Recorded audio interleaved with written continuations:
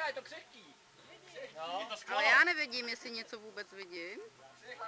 Pozor, vyletí ptáček. Tam je schovaný, tam někdo je. Ne, tam je židle. Chceš, aby si to rozbila? Peťa už to zná. Nebo tam je sklo. Jak takovýhle krabici dostávám.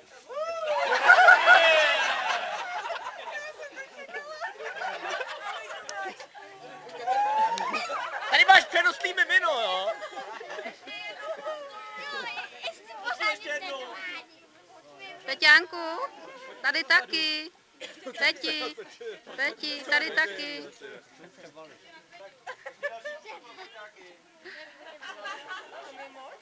No hlavně je tma.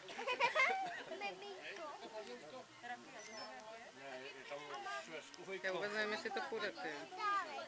Tmavý, jak. Tady mělo být ještě jedno světlo. Nemáme. Ale to mimino by se měla přebalit, ale. Je trošku pokakaný, tak ho přebalit trochu. No. Já celou dobu strašně vprdnout, tak se ani vyšel, ty vole. Počkej, pojď se ho přebalit.